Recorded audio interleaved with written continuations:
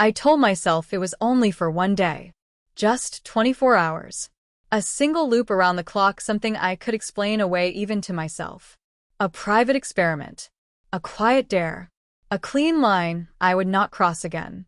That was the plan. But plans are what you make when you still believe you're in control. The truth is, I had been rehearsing that one day for most of my life. My name is Daniel Mercer. I'm 59 years old. I've been a reliable guy for as long as I can remember. Steady job, steady voice, steady posture. The kind of person who turns the porch light on before dusk and closes every cabinet door. The kind of person who never gives anyone a reason to worry.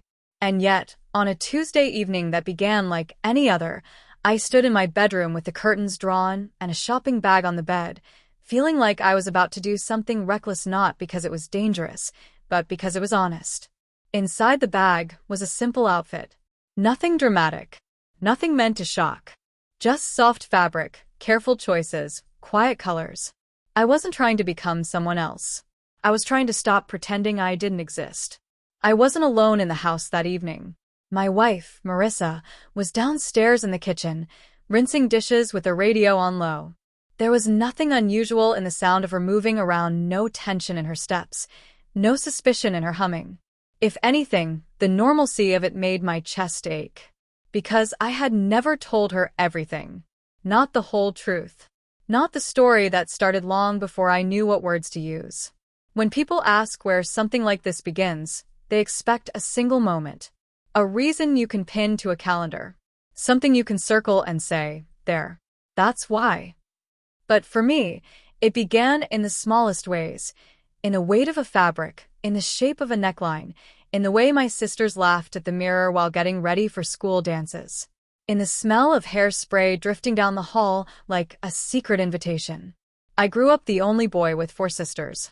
Our house was always alive, curling irons clicking on, makeup compacts snapping shut, the rustle of dresses being pulled from hangers, arguments about borrowed shoes that always ended in giggles.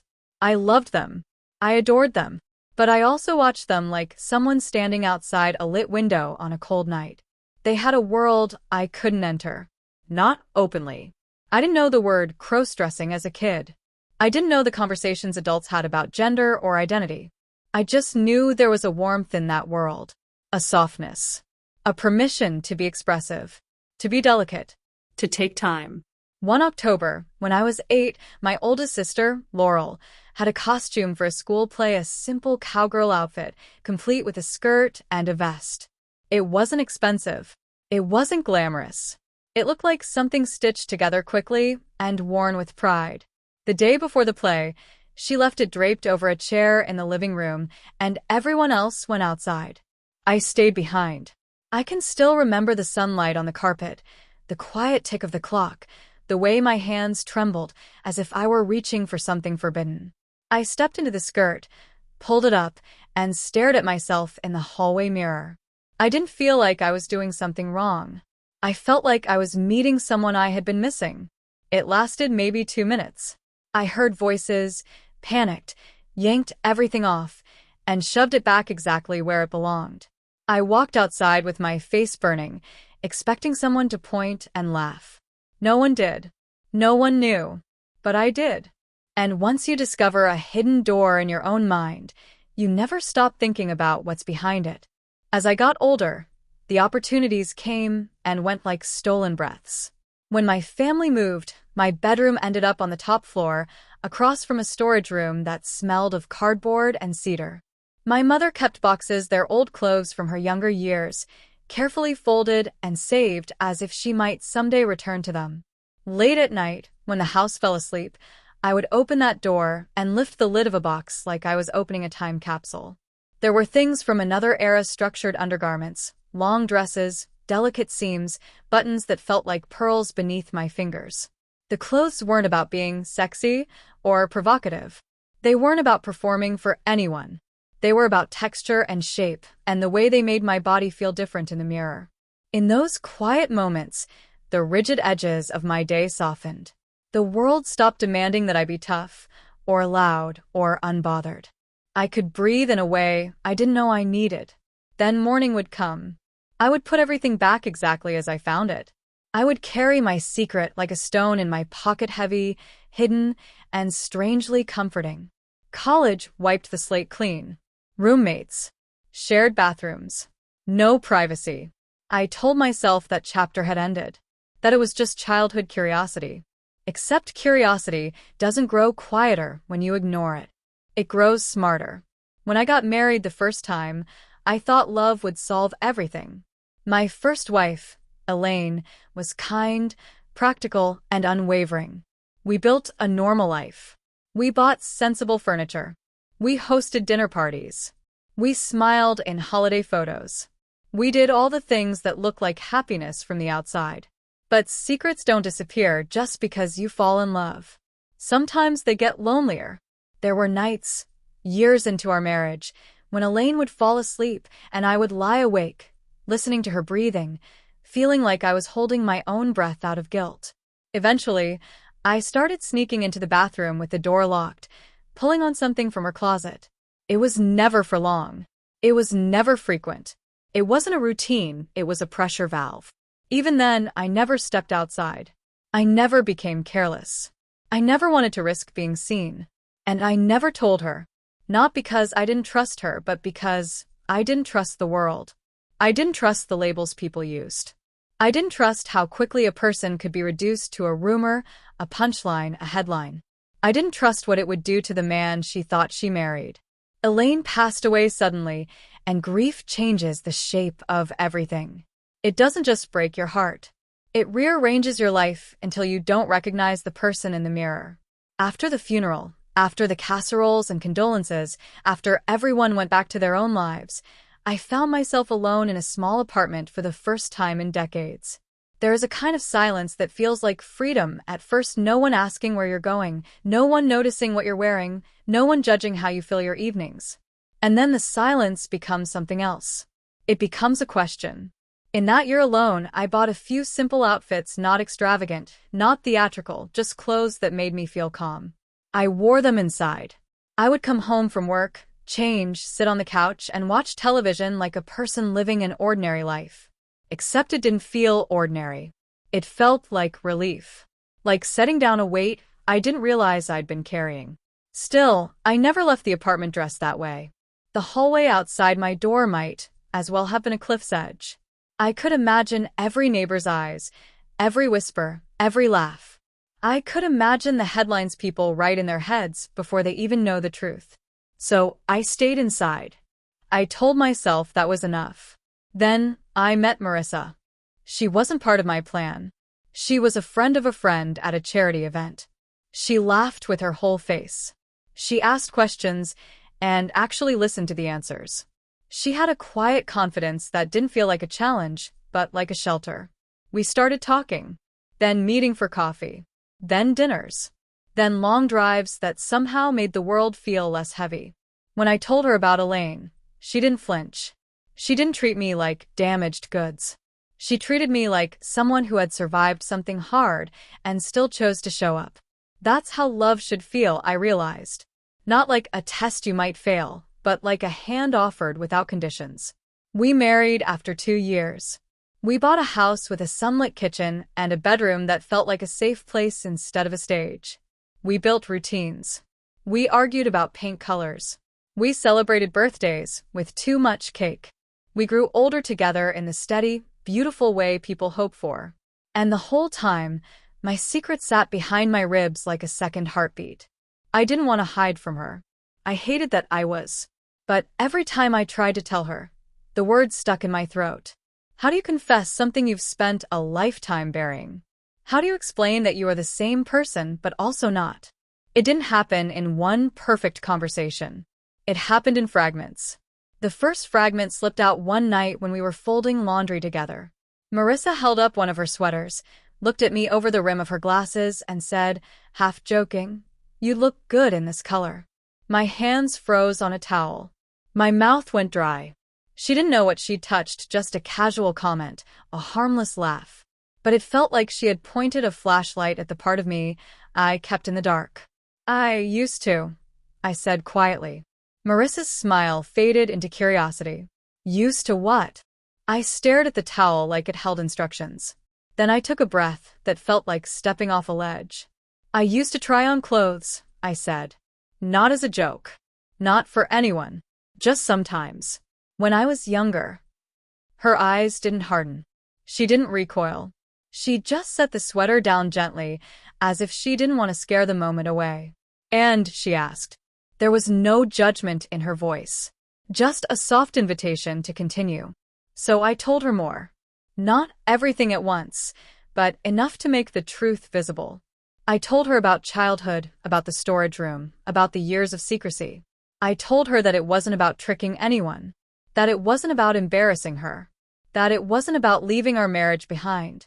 It's not even about wanting to be someone else, I said, surprised by how steady my voice sounded. It's about feeling complete. Marissa watched me like she was seeing a landscape she didn't know existed, but wasn't afraid to explore. What do you want, Daniel? She asked. That question should have been easy. But it wasn't. Because what I wanted wasn't just clothes. It wasn't just a moment. It was permission. To stop lying. To stop being afraid. To stop treating my own feelings like contraband. I want to try, I said. Just once. I want to know what it feels like to do it without panic. Without hiding. Without shame. Marissa nodded slowly, absorbing the weight of it. Okay, she said. We can do that. The simplicity of her answer nearly took my breath away. We didn't rush into anything. For weeks, we talked. We set boundaries. We agreed on privacy. We talked about how we would keep our home safe and respectful. We talked about what it meant and what it didn't mean. We talked like two adults trying to protect what mattered. One Sunday afternoon, Marissa said, if you're going to do this, you should do it in a way that feels honest. Not like a costume. Not like a dare. Her words landed softly, but they changed everything. So we planned. We chose a day when the house would be quiet. We decided it would be 24 hours, one full day, from morning to morning. A contained experiment. A way to step into the feeling without turning it into chaos. We chose a name together, not because I wanted to erase Daniel, but because the experience deserved its own space. We tried a few names out loud like we were testing the sound of them against the walls. When Marissa said Claire, something inside me stilled. It wasn't dramatic. It wasn't magical. It just fit. Claire Mercer. I repeated it under my breath and felt a strange, peaceful weight settle in my chest. The day before, we went shopping. Not to draw attention. Not to make it a spectacle. Just a quiet store on the edge of town, the kind that doesn't play loud music. Marissa kept her voice calm, her body relaxed, like we were picking out curtains. I kept expecting someone to stare, but no one did. That was my first lesson. The world is not always watching you as closely as your fear insists. Back home, the shopping bag sat on the bed all day like a sealed envelope. I walked past it twice, 3 times, my heart thudding, my mind manufacturing disasters. I almost told Marissa to forget it. I almost apologized for bringing it into our life. But she didn't push. She didn't tease. She didn't treat it like entertainment.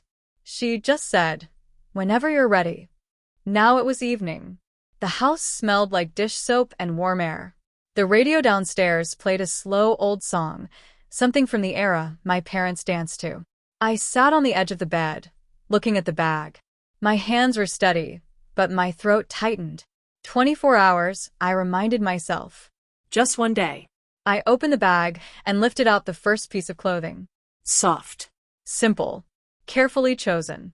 I ran my fingers along the fabric, almost afraid it would vanish. Then Marissa knocked lightly and stepped in. She didn't look amused. She didn't look nervous. She looked focused the way she did when she was helping someone. Like this mattered because I mattered. Do you want me to stay? She asked. I swallowed. Yes. She nodded and moved to the dresser, setting out a brush, a few small items she'd bought, and a hand mirror. She took a breath, then met my eyes. Daniel, she said, if at any point you want to stop, we stop. No guilt. No embarrassment. Okay. I nodded, the relief nearly painful. Okay, I said. Thank you. Marissa reached for my hand and squeezed it once. Let's take it one step at a time. I changed slowly. Every movement felt deliberate, like I was learning to walk again. Not because it was complicated, but because it was emotional. Each piece of clothing felt like another door opening inside my head. When I finally stood in front of the mirror, I expected to feel ridiculous. I expected my fear to win. But what I felt was something else. Stillness. A kind of quiet alignment, like two parts of me that had been arguing for decades had finally stopped shouting. Marissa stood behind me, her hands resting lightly on my shoulders. "You look like yourself," she said softly. That was when my eyes stung. Because she was right. I turned slightly to look at her, and the room seemed sharper, brighter, more real. As if I'd been living half asleep and had just woken up. "This is Claire," Marissa said, almost to herself. I exhaled slowly. "Yes," I whispered. "This is Claire." We made tea. We sat at the kitchen table. We talked about ordinary things, what to cook tomorrow, which neighbor had a new car, whether we should finally fix the loose fence panel in the backyard. The normal conversation felt surreal, in the best way. Like the world hadn't ended. Like I hadn't broken anything by being honest. At midnight, I expected the thrill to fade, for discomfort to set in.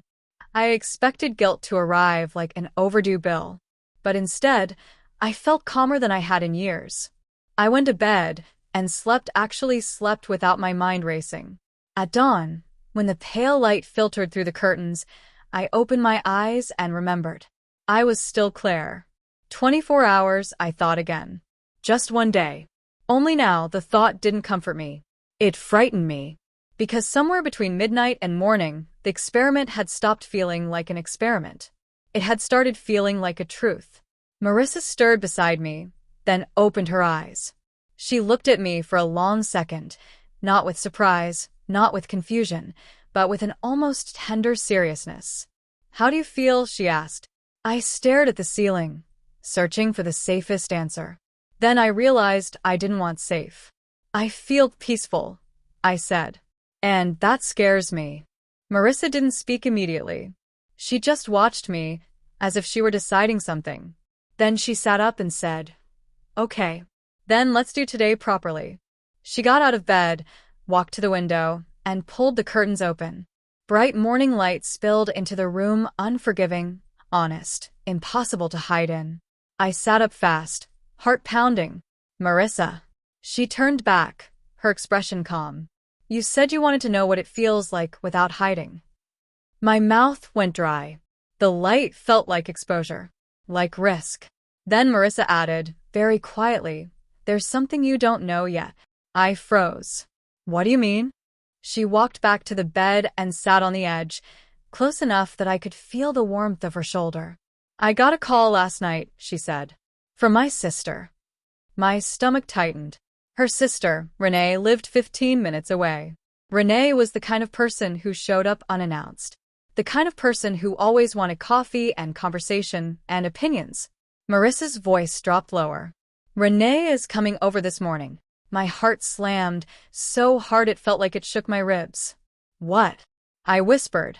Marissa took my hand again. She said she wants to stop by. She didn't say why.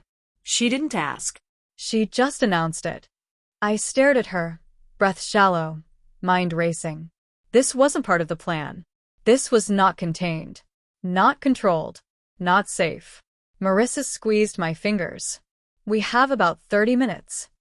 I couldn't speak. I could only hear the ticking of the clock, the same relentless sound that had watched me hide my whole life. Marissa leaned closer and said, "You can change back right now if you want. I'll handle it. I'll tell her you're not feeling well." I looked down at my hands, at the soft fabric, at the calm that had finally found me. And I realized something terrifying. I didn't want to change back. Not yet. Not when I finally felt like I could breathe. I lifted my gaze to Marissa. "What do you think we should do?" I asked, and my voice barely sounded like mine. Marissa held my eyes, and for a moment I saw fear there too, fear for me, fear for us, fear of what the world might do with the truth. Then she said, "If you stay Claire, we do it with dignity. No hiding. No apology. And I need you to trust me." Before I could answer, a sound came from downstairs. The sharp, unmistakable chime of the front doorbell. Marissa stood up instantly. "That's her," she whispered. I didn't move. I couldn't, because in that moment, with morning light on my face and my wife's hand still warm in mine, I understood that this 24-hour experiment had just turned into something else entirely. And whatever happened next would echo for far longer than a day. Marissa didn't rush downstairs. That was the first thing I noticed. If it had been any normal surprise visit, she would have called out, "Just a second," while grabbing a dish towel, smoothing her hair, and laughing under her breath about Renee's timing. Instead, she stood still at the foot of the bed like a person listening for the safest path through a storm. The doorbell chimed again. I felt my pulse in my fingertips. My mouth had gone dry, and my mind was doing that cruel thing it does when you're afraid, playing every possible outcome as if fear itself were preparation. Marissa turned to me and spoke quietly, carefully, as though every word had to land without breaking something. "Daniel," she said, "look at me." I did. Her expression wasn't frantic. It wasn't angry. It was focused, protective. "You can change back right now," she said. "Or you can stay as Claire. I will support either choice. But you need to decide in the next minute." I stared at the mirror across the room, at the person standing in it. The person I had been meeting in fragments for decades. The person who felt like calm. I tried to imagine putting on my usual clothes again, walking downstairs, shaking Renee's hand with my familiar voice, pretending the last 12 hours hadn't happened. I could do it. I knew I could. I had built an entire life around the skill of doing it. And that's when a strange realization hit me clear, sharp, undeniable. The scary part wasn't that Renee might see Claire. The scary part was how badly I didn't want to erase her. Marissa stepped closer. "Whatever you decide," she said, "we do it with dignity. No hiding in shame. No scrambling like you've done something wrong." The word wrong lodged in my chest. I hadn't harmed anyone. I hadn't humiliated anyone. I wasn't doing this for attention. I wasn't trying to shock the world. I was in my own home, trying to make peace with myself. The doorbell rang a third time, longer this time Renee's signature impatience. Marissa glanced at the clock, then back at me. "Decision," she said gently. I swallowed. I don't want to change," I admitted. Marissa's shoulders loosened as if she'd been carrying the tension for both of us. She nodded once. "Okay," she said. "Then we do this carefully." She walked to the closet, opened it, and took out a cardigan, soft, neutral, the kind of thing that didn't announce itself. She handed it to me. "This isn't about hiding," she said. "It's about making you comfortable. About helping you feel steady." I slipped it on. The fabric settled over my shoulders like a quiet reassurance. Marissa moved quickly but calmly, like a nurse in an emergency room. She adjusted a strand of hair near my face, then stepped back to look at me, not with evaluation, but with respect. "You're okay," she said. I nodded, though my hands trembled slightly. Marissa took a breath. "One more thing," she said. "We choose what Renee knows, and when. You don't owe her your entire life story in the first 60 seconds. That sentence steadied me more than anything else, because it reminded me of something I always forgot when I was afraid. I had rights. I had boundaries. I had control over my own narrative. The doorbell chimed again. Marissa walked to the bedroom door, then paused and turned back to me. "Do you want me to introduce you as Claire?" she asked. "Or do you want to stay Daniel for now and just let her process what she sees?" My throat tightened. It wasn't just a question of a name. It was a question of permission. I thought of how many years I'd spent letting other people decide what was acceptable about me without even knowing they were deciding. "Claire," I said quietly. "Just Claire." Marissa nodded like she'd expected that answer all along. "Okay," she said. "Stay behind me at first. Let me set the tone." We walked down the stairs together. Every step felt louder than it should have. The house, which had always been a safe and familiar place, suddenly felt like a stage under harsh lights. At the bottom of the stairs, Marissa put her hand on the wall as if grounding herself. "Remember," she whispered, "you're not doing anything wrong." Then she opened the front door. Renee stood on the porch with sunglasses on her head and a paper coffee cup in one hand. She had that bright, unstoppable energy that filled every space she entered, part charm, part bulldozer. "Oh, good, you're home," Renee said, smiling as she stepped forward. Then she saw me. The smile didn't vanish immediately. It wavered, like a candle in a draft. Her eyes moved over me, quick, instinctive, trying to identify what she was seeing and where it fit in the world she thought she understood. For a second, her face went blank. Not cruel, not mocking, just unprepared. Marissa didn't give her time to build a reaction. "Hi, Renee," she said, warm but firm. "Come in. Before you say anything, I need you to listen." Renee blinked. "Mar what?" "Inside," Marissa repeated, still calm, still steady. Renee stepped into the house, the coffee cup lowering slightly as if her hand had lost its purpose. Marissa closed the door behind her, leaving the world outside. The three of us stood in the entryway, an awkward triangle of silence. Renee's eyes shifted to Marissa. "Is this a prank?" she asked, half laughing, but the laugh didn't reach her mouth. Marissa didn't laugh back. "No," she said. "It's not a prank." Renee's gaze flicked back to me. I could feel my heartbeat in my throat. I could feel years of hiding, years of fear, years of rehearsed apologies trying to climb out of me. But Marissa's tone stayed anchored. "This is Claire," she said, and her voice carried the same simple certainty she used when introducing a friend. "And Claire is welcome in this house." Renee stared. I saw something shift behind her eyes, confusion. Yes, but also the sudden awareness that this wasn't something she could treat lightly. Marissa's seriousness didn't allow it. Renee cleared her throat. "Okay," she said slowly. Hi. I wanted to say something brilliant. Something that would make this easier. Something that would soften the edges. Instead, the first words that came out of my mouth were plain and honest. "Hi, Renee," I said. I'm nervous." Renee's eyebrows lifted, and for a moment her expression softened, not fully, but enough to show she wasn't looking for blood. "Yeah," she said quietly. "I can see that." Marissa gestured toward the living room. "Sit," she said. Renee walked in and sat on the edge of the couch like she might stand up again at any second. Marissa sat in the armchair across from her, posture straight. She didn't take the seat beside Renee. She positioned herself like a mediator. I sat on the other end of the couch, leaving space not as a sign of distance, but as a sign of respect for Renee's processing. Renee looked from Marissa to me again. "So," she said, forcing a shaky chuckle, "is this a phase? Is this like Halloween?" Marissa's voice stayed gentle, but her words were clear. "Renee, don't turn it into a joke," she said. "Not because you're a bad person, but because you're scared. I get it, but we're not doing that." Renee's cheeks reddened. "I'm not trying to be mean," she snapped, then immediately looked guilty. "I'm just surprised."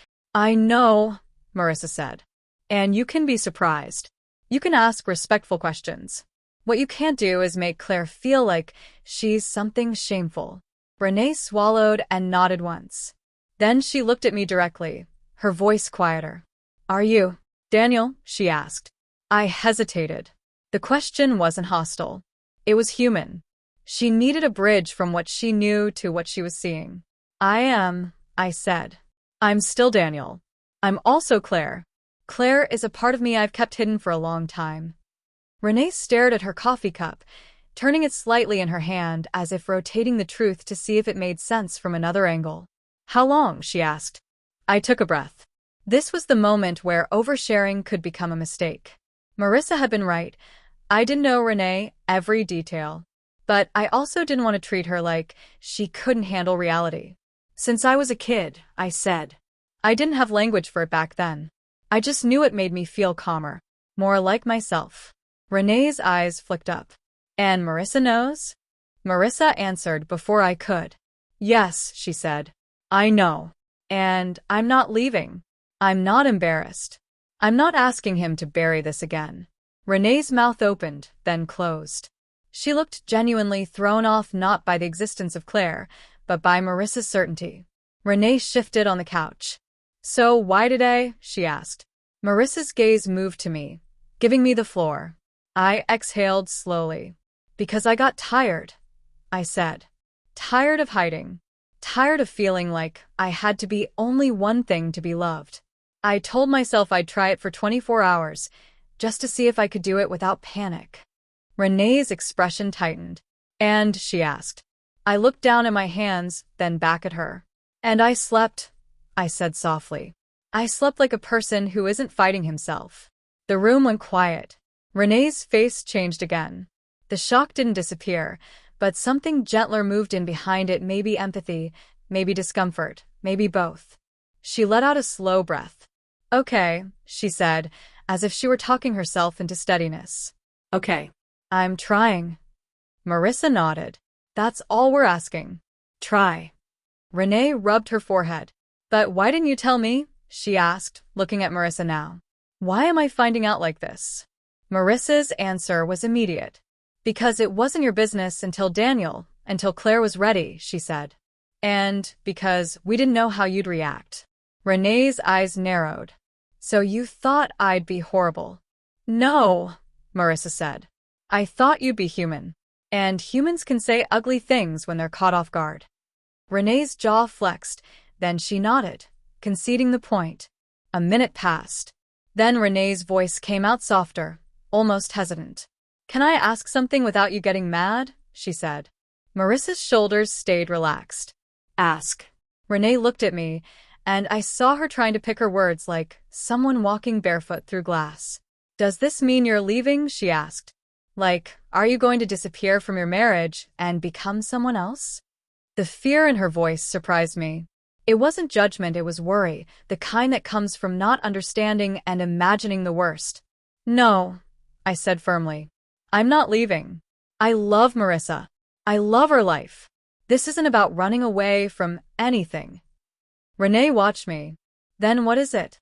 I paused, searching for a sentence that didn't sound like a speech. "It's about stopping the war inside my own head," I said. "It's about honesty." Renee swallowed. For a moment, I thought the worst was over.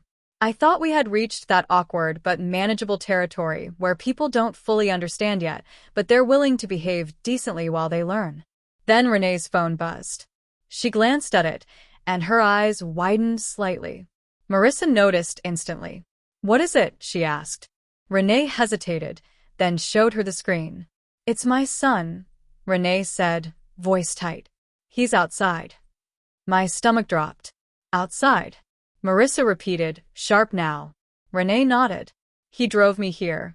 I thought I'd come in alone, but he followed me to the door. He's texting. Why are you taking so long?" Marissa's face went still, a calm mask snapping into place. "How old is he?" asked, though I already knew the answer. 22, Renee said. 22. Old enough to understand. Old enough to judge. Old enough to post something online without thinking about the consequences. Renee's fingers hovered over the phone screen like she didn't know which message would cause the least damage. Marissa leaned forward. "Renee," she said, low and serious, "you need to decide right now what kind of person you are in this moment." Renee stared at her. Marissa continued, "Because if he comes in here uninvited, and if he reacts badly, it won't just hurt Claire. It will hurt this family." Renee's face tightened with panic. "What do you want me to do?" Marissa didn't blink. "Go outside. Tell him to leave. Tell him you'll call him later." Renee hesitated. "He's going to demand an explanation." "Then give him one that protects this house," Marissa said. "You don't have to tell him everything. You just have to keep him out." Renee looked at me again, and for the first time, I saw real fear in her eyes, not fear of me, but fear of what the truth could set on fire. She stood up quickly, coffee cup trembling slightly in her hand. "Okay," she said. "Okay. I'll handle it." She walked toward the door, then paused and turned back. "If he asks," Renee said, voice strained, "what do I say about you?" I felt my chest tighten. The old reflex tried to take over, hide, erase, apologize. But Marissa's voice held the room like a spine. "You say," Marissa replied, "that you're visiting family and it's private." Renee nodded, then opened the front door and stepped outside. The door clicked shut behind her. Silence filled the living room. I stared at Marissa. "This is going to change everything," I whispered. Marissa's eyes stayed on the door. "Maybe," she said, "but not necessarily in the way you think." I tried to breathe normally, but my lungs didn't want to cooperate. "What if he tells people?" I asked. "What if this becomes a story we can't control?" Marissa finally looked at me. Her voice softened, but her words were firm. "Daniel, listen," she said. "We can't control every mouth. We can't control every opinion. What we can control is who we are in our own home and how we treat each other." I nodded, throat tight. Marissa reached across the space between us and took my hand again, anchoring me. From outside, I could hear Renee's muffled voice through the door, tight, urgent, trying to keep her son calm. Then I heard a different sound. A second voice. A man's voice, louder, sharper. Renee's son. I couldn't make out the words, but I could hear the tone, demanding, suspicious, rising. Marissa's jaw set. She stood up and moved toward the entryway, as if preparing to intervene. And that's when my phone buzzed on the coffee table. I hadn't touched it all morning. I hadn't even thought about it. I looked down and saw a notification from an unknown number. One line. One sentence that made the room tilt. "I saw you through the window. Who are you?" My stomach dropped so hard it felt like the floor disappeared. Marissa's head snapped toward me. "What?" she asked, already sensing the shift in my face. I lifted the phone slowly, staring at the message as if the words might rearrange themselves into something harmless. They didn't. Outside, Renee's son's voice rose again. And inside, in my hand, was proof that our privacy might already be gone. I looked at Marissa and whispered, "Someone saw me." Marissa's eyes hardened not with anger at me, but with determination. Then there was a loud knock. Not the polite kind. The kind that says someone believes they have the right to come in. Marissa moved toward the door. I stayed frozen on the couch, phone in my hand, heart pounding, realizing that the 24-hour experiment wasn't being tested by time anymore. It was being tested by people. And the next few minutes would decide whether Claire got to exist in daylight or whether I would retreat back into the shadows I'd spent a lifetime building. The knock came again, harder this time, and the doorknob began to turn.